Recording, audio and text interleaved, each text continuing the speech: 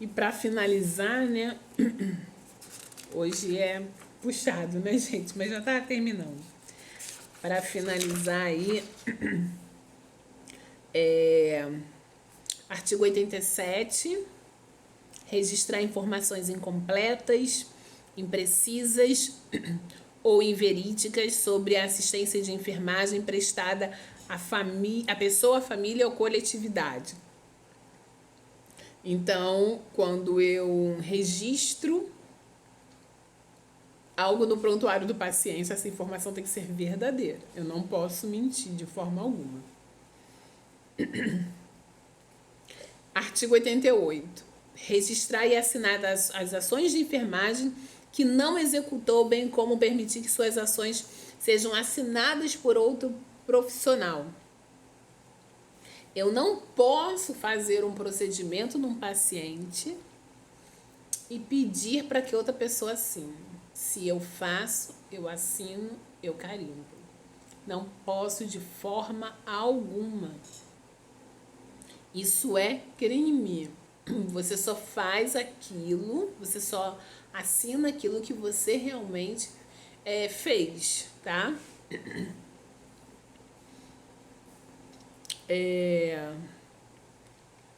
Artigo 89. Disponibilizar o acesso a informações e documentos a terceiros e não diretamente a terceiros que não estão diretamente envolvidos na prestação da assistência de saúde ao paciente, exceto quando autorizado pelo paciente, representante legal ou responsável por determinação judicial. Então, eu não posso disponibilizar o prontuário do paciente para um tio, o prontuário do paciente para um vizinho, né? Eu não posso. Eu só posso disponibilizar isso para o representante legal desse paciente ou se, por exemplo, alguma determinação judicial. Chega um delegado lá e fala, eu quero o prontuário do paciente assim, assim, assado. Chega um investigador, né? Aí é diferente. Mas fora isso, eu não posso. Artigo 90.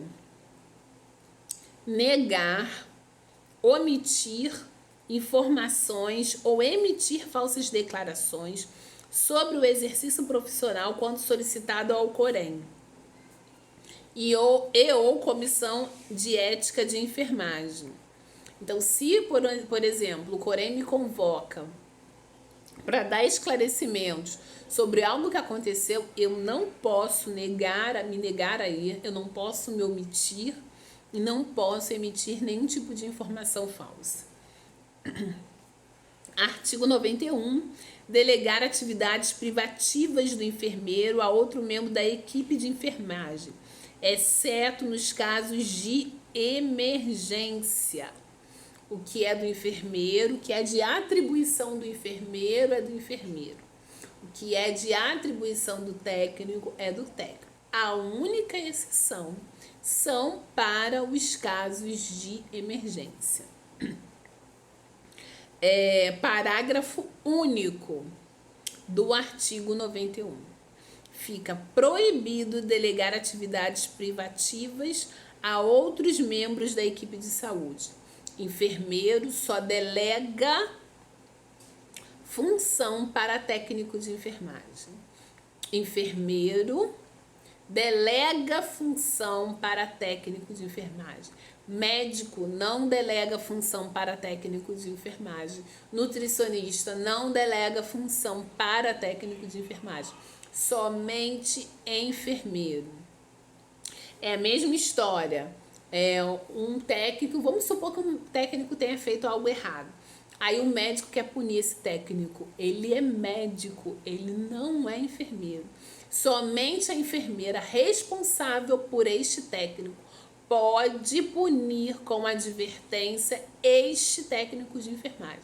Médico não pode. O médico pode solicitar, olha, eu quero que esse técnico seja punido porque ele fez isso com o paciente. Isso é uma coisa, ele solicitar. A enfermeira é que irá julgar se existe a necessidade ou não do técnico de enfermagem ser punido ou não. tá? Mas o médico pegar um papel, olha aqui, eu vou te dar uma advertência. Não pode, de forma alguma, tá? Se o técnico recebe uma advertência de um médico, ele sai dali, faz uma queixa-crime do médico no CRM e vai no Corém e faz também, o médico tá ferrado, não pode.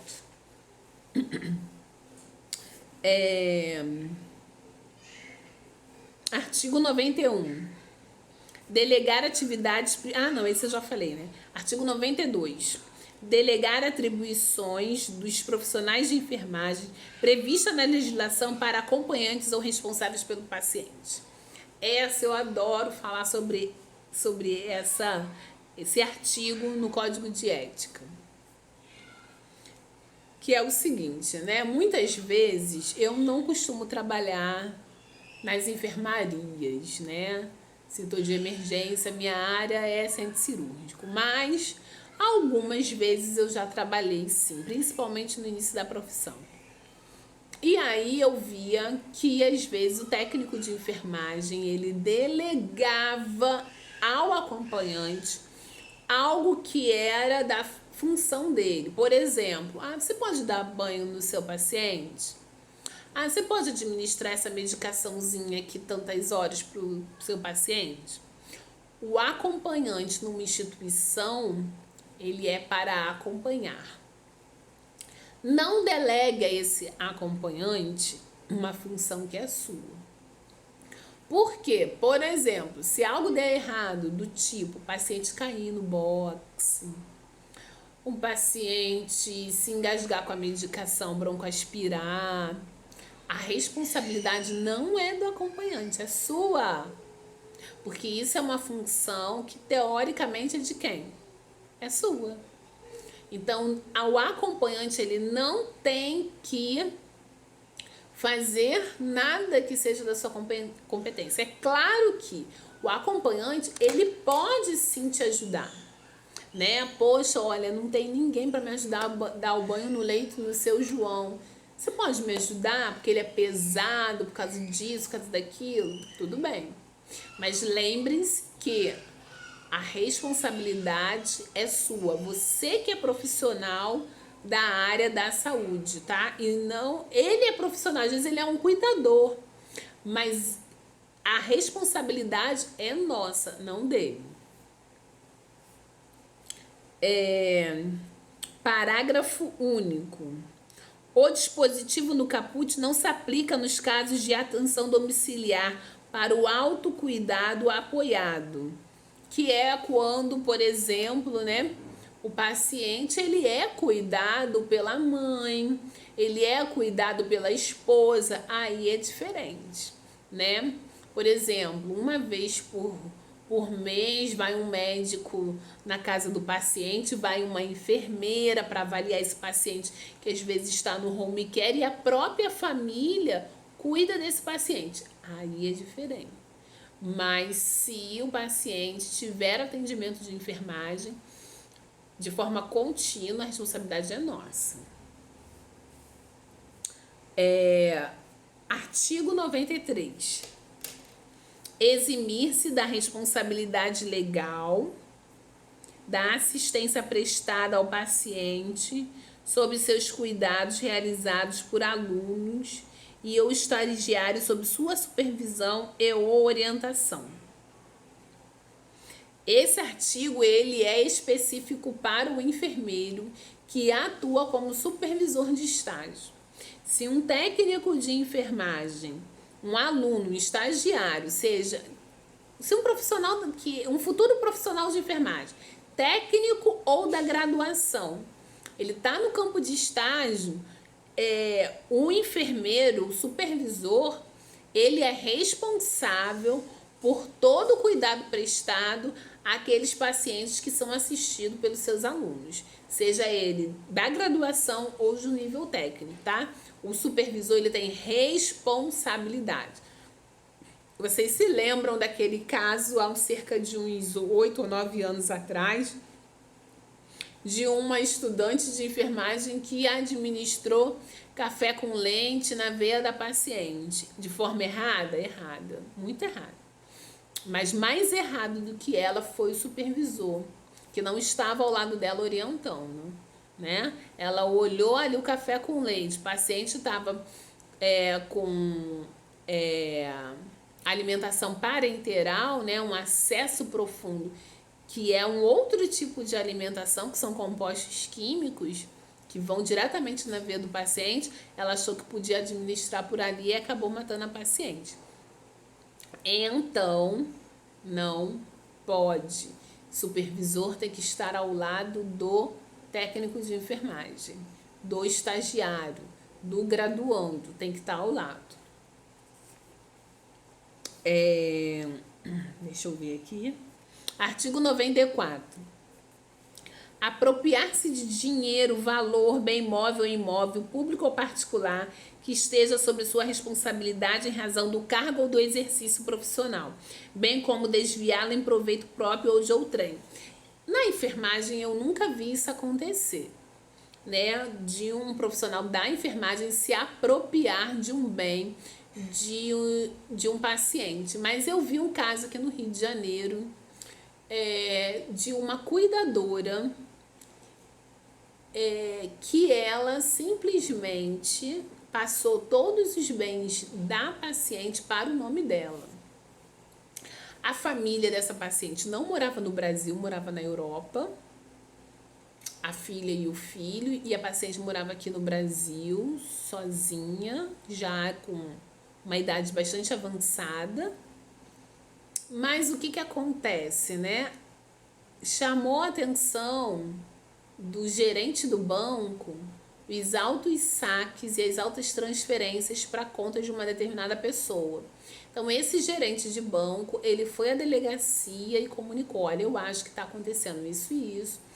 A paciente, ela já tem uma idade avançada, e eu tô desconfiada de que algo esteja acontecendo. A polícia começou a investigar o caso e simplesmente a cuidadora, ela tinha restaurante, ela tinha salão de beleza, ela tinha feito várias cirurgias plásticas, ela tinha acho que até uma academia.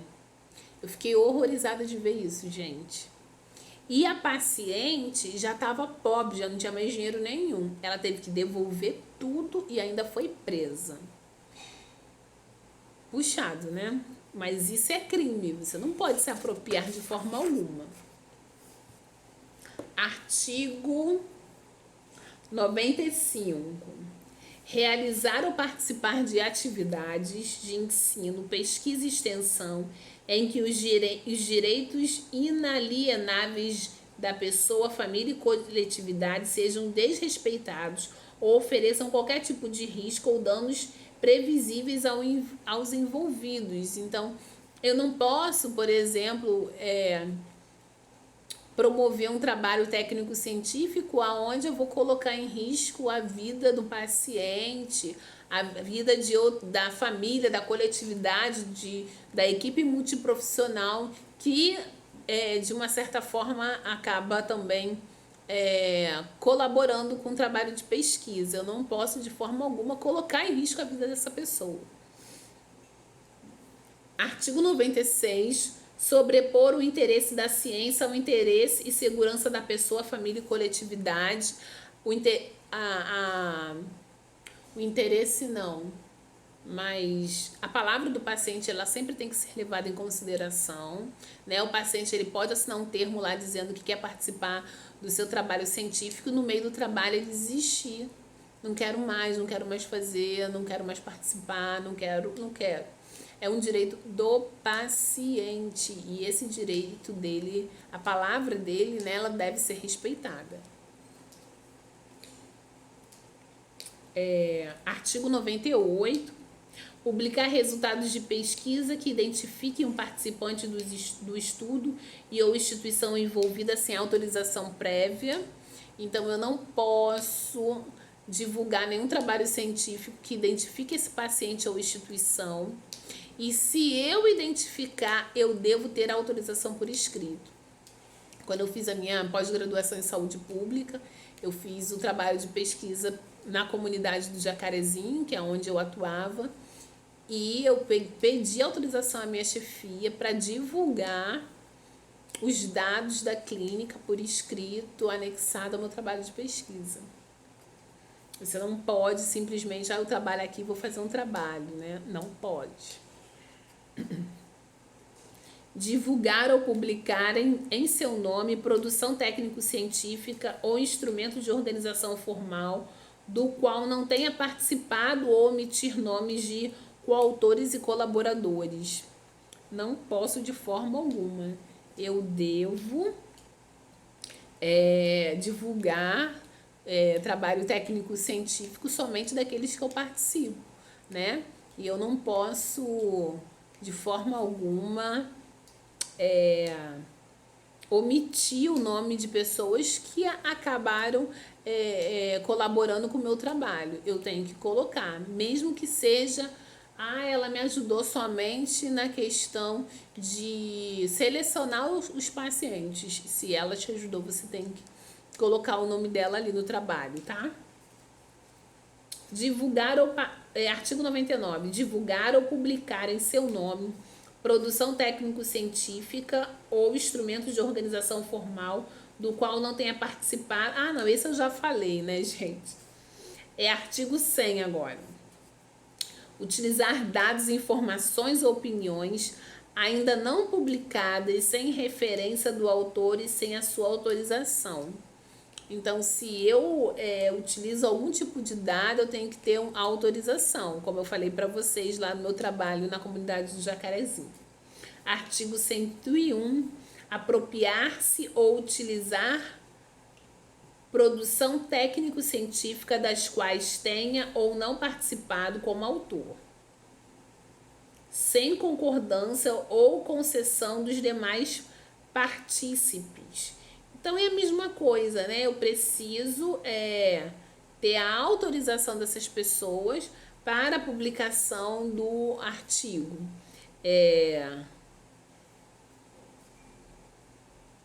Eu não posso simplesmente, eu sou coautora de eu ajudei um colega a fazer um trabalho científico e vou publicar como o meu trabalho. Não posso fazer isso de forma alguma. Artigo 102, aproveitar-se de posição hierárquica para fazer constar seu nome como autor ou coautor de obra técnico-científica, né? Porque eu sou enfermeira, você é técnico, você está fazendo um trabalho científico, então você vai colocar meu nome aí porque eu sou sua enfermeira. Não posso.